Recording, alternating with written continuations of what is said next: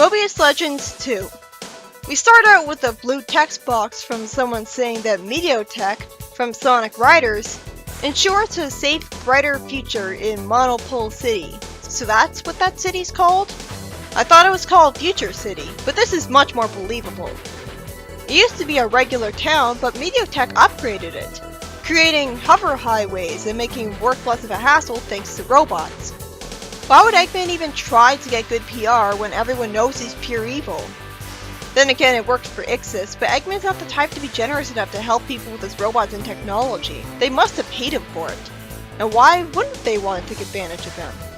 Then Eggman says that something's expanding fast and orders to send a scout, and Metal Sonic breaks into a vault and gets talked to by a yellow-eyed robot that I guess was the villain of Riders Zero Gravity, who for some reason predicted that he would be here because he knew about his predecessor's tale somehow, and he complains about Metal Sonic having a Defiance kill switch which he somehow knows about.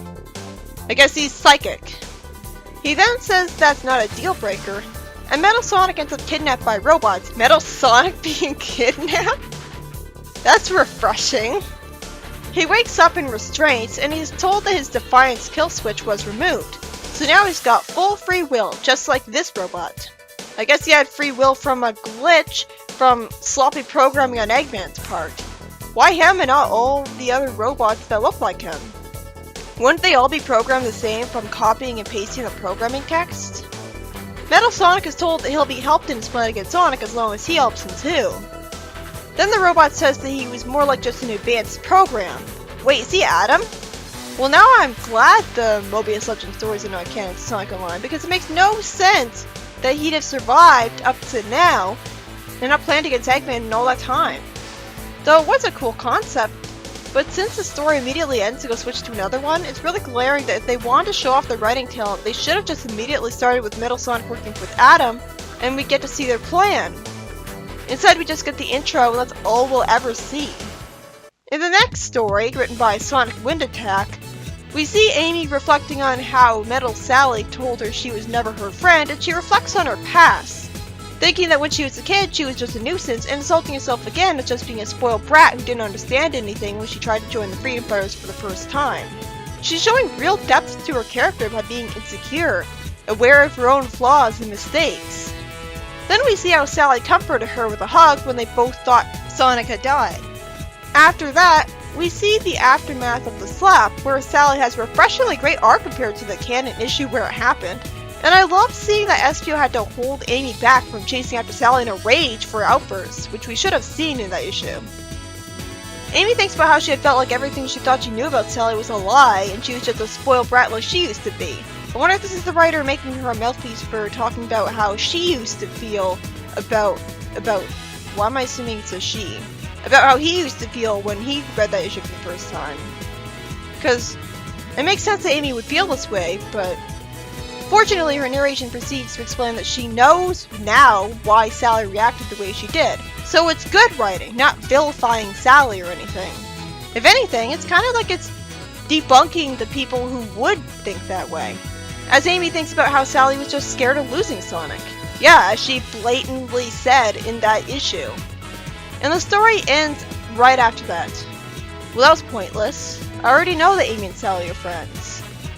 For the third story, Julie Stu tells Knuckles that the computers are broken, and Knuckles says he's more interested in the fact that there's such an advanced lab into the territory of the Cat People in the first place, because he thought the echidnas that settled here were rustic warriors. Julie says that the armor looks familiar to her and gets reminded of the Twilight Cage. Is she gonna put the helmet on and get brainwashed? I just had that thought for some reason. Knuckles says that some documents here mention the Knuckles clan leader, and an attack from the Cat People would explain the place being in such bad shape. Suddenly, Knuckles gets attacked from behind by a Legionnaire from Sonic Chronicles, and the two ambush Julie and Knuckles quite soundly because they were caught by surprise. After Knuckles gets kidnapped, which at least feels more justified than in the comics Chronicles adaptation because he was caught by surprise, Julie warps with the warp ring to the Chaotix, and she explains that the Marauders, the ones who kidnapped Knuckles, were apparently the enemies of the Dark Legion, rather than being part of the Dark Legion itself.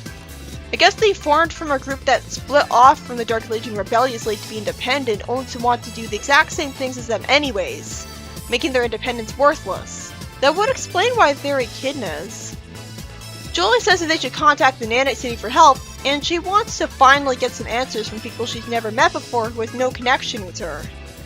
Just like that, the story ends. I feel like I'm getting cock-blocked here. All 3 stories, well, not the second one because it was just pointless recap on Amy's part, though I loved how she got mad at Sally for infamous outbursts. But the stories for the most part just leave me wanting more forever and will never be resolved.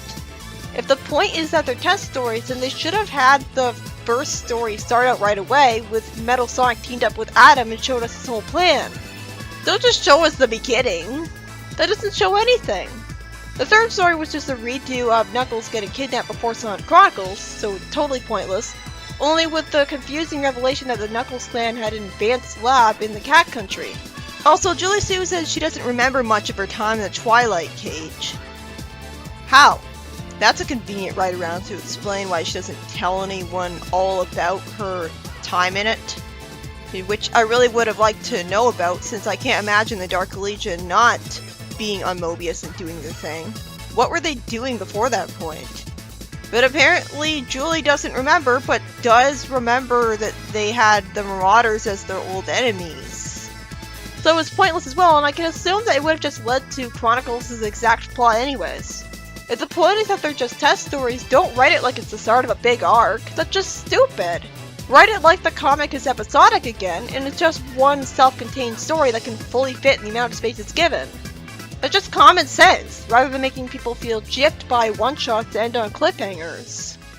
I mean, I guess they're good, but they're just the beginning of a story arc. You can't really say that's good, is it? That's like reading the very beginning of a novel and then judging that as an entire story. You can't do it.